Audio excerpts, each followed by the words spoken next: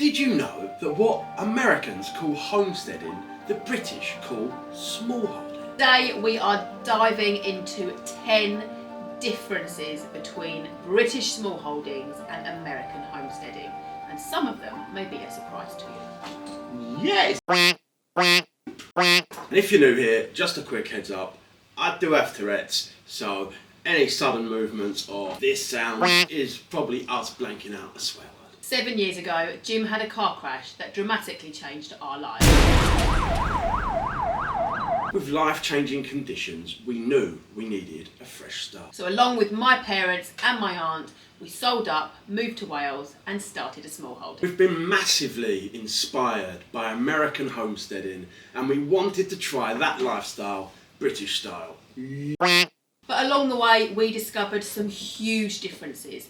Things that are daily life here for us in Britain, but are completely unheard of in the US. And vice versa. Things that are common that we were watching on American homesteaders' YouTube channels, we just found really difficult trying to implement them here on the smallholding. So if you're from the US, let us know in the comments what surprised you most, or if we've completely got it wrong. Let's get into it.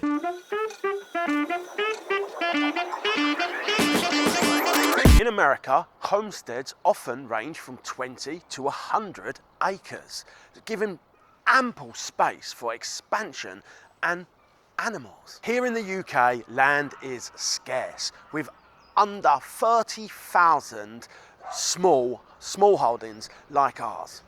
With our own smallholding being just 2.5 acres, and 1.5 acres of that being a beautiful old wildflower meadow established for 70 years, every inch of space we use counts. Really feel like the guardians of something special here. So every inch of space we have tried to plan carefully.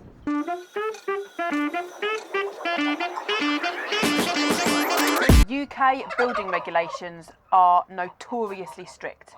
There are many rules about what we can and cannot do, specifically around building sheds and animal shelters. And there are a ton of animal regulations, from animal movements to waste management to, housing requirements. There are an awful lot of regulations. Even keeping chickens must be registered by the government here in the UK. In comparison, American rural properties often face fewer planning hurdles and building regulations. This gives homesteaders far more flexibility to adapt their land as needed.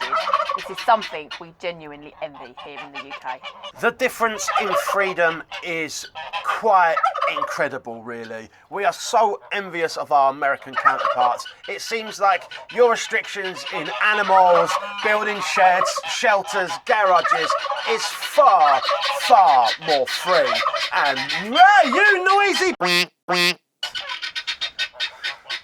Whereas here, it is crippling with red tape. Boom!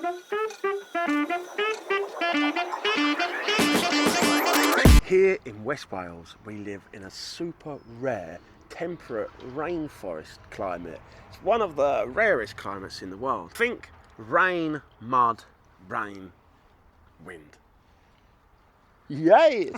Except for glorious days like today, of course. Yes. Our greatest challenge here in West Wales involves managing the constant dampness and drainage issues. Sure, the occasional fierce storm in winter and power cuts, nothing compared to the extremes we see our American counterparts deal with. And let's be honest, whilst the beautiful summers may soak the barbecue, at least the garden never needs watering. And the sun's never too far away.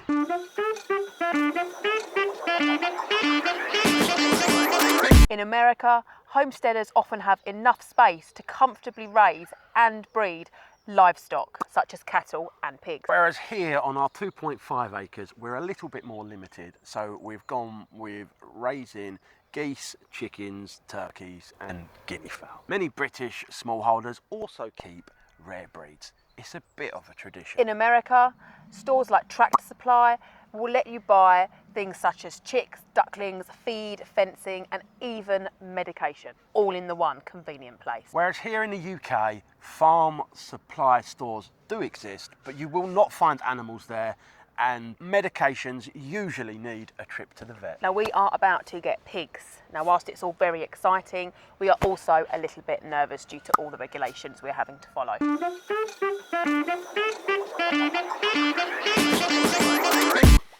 American homesteaders usually have access to tractors, tillers, diggers and other heavy machinery. Here we are limited to hand tools and a simple sit-on lawnmower for the house lawn. But for the bigger jobs like cutting the 70-year-old wildflower meadow, we rely on a local farmer to come and cut it for us once a year. It's also much harder to get hold of certain tools and equipment here. Things like poultry plucking machines or poultry killing cones or other specialist butchery equipment is a lot more difficult to acquire, often having to be imported from abroad and being quite expensive. Unlike the US, where these items are widely available in farm supply stores, we have to search online, wait weeks for shipping and often pay extra import fees. Boom, boom, another one bites the dust.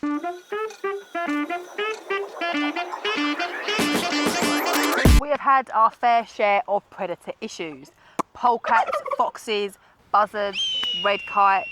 We even spotted a puma in the neighbouring field, right there. That is a story for another day. And if you want to hear that tale and other tales of us here on the Smallholding, we release weekly vlogs at 4 p.m. GMT on a Thursday on our YouTube channel, which is 11 a.m. Eastern, 10 a.m. Central and 8 a.m. Pacific. So in America, livestock protection usually means big guardian dogs warding off coyotes, bears and wolves. But here in the UK, our fierce attack geese seem to be enough. They handle the aerial threats brilliantly. We've not lost a chicken or a guinea fowl from the buzzards since we got the geese. But must be honest, we still lose a couple of birds each year to the polecats. Cock-a-doodle, no, you!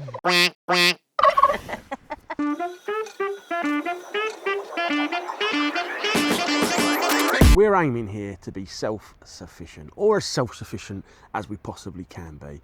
Our wet climate and our limited space makes some tasks or ambitions unachievable here. So we've had to change our plan and our hopes to adapt to the climate. Unlike Americans who can raise cattle, grow grains or even harvest timber and fibres for building and construction, it's simply not realistic on our 2.5 acres. Another major difference about self-sufficiency here in the UK and over the Atlantic in America is hunting. American homesteaders often hunt deer, wild game like turkeys or rabbits in order to help with their ambitions of becoming self-sufficient. Here in the UK, hunting isn't really part of the smallholding life. We raise poultry for meat, but if you want something else like venison, you would need to head to the butchers. It's not something you'd really go out into the woods and hunt for with a rifle. And even if you wanted to hunt, you just grabbing a gun and going out to hunt would be impossible. Firearms are heavily restricted here in the UK, and so is hunting, with licence, permits and permissions needed for both hunting and shooting. Many types of hunting common in the US are completely illegal in Britain. In contrast, many homesteaders in the US just see guns as another essential tool. Whether it's for hunting, protecting your livestock or guarding your property. Yes, guns are just a way of life in America, and that is a very big difference.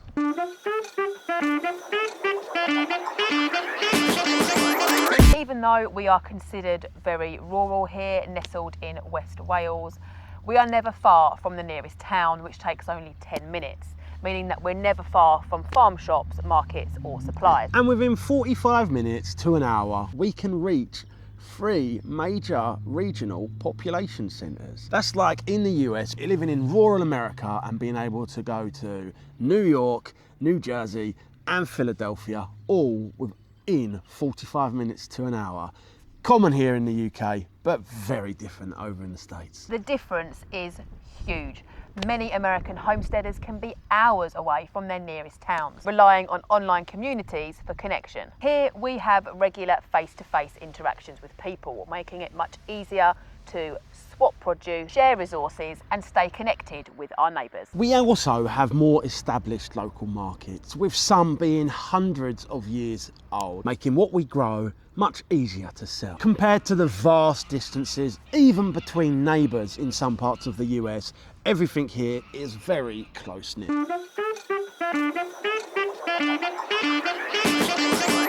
We mostly freeze our produce here in the UK. And we really admire the extensive preservation culture over in America. Watching American homesteaders with their massive pantries, root cellars and drying racks does have us jealous. And here in the UK, we often don't even have pantries, let alone root cellars. With space being much more limited, we have to get creative with how we store our harvest. We really hope to up our game this year and find better ways to store and preserve our produce. Another difference is meat chickens. Boom! In the US, you often hear about Cornish cross breeds. These are the standard for meat production chickens. Whereas in the UK, we call those type of birds either Rosses or Cobs. Similarly, the American Red Ranger chickens, known for their suitability to free-range systems and slower growth, have counterparts in the UK, such as the Rowan Ranger or Hubbard breeds. These naming differences can be confusing, especially for us as British people trying to live like American homesteaders, because we obviously see Cornish cross and the Red Ranger in lots of vlogs, and so when we started we were looking for them chickens in the UK and you can't find them. So yes, it can be confusing, and it shows how while our meat industries have developed similarly, there are distinct differences.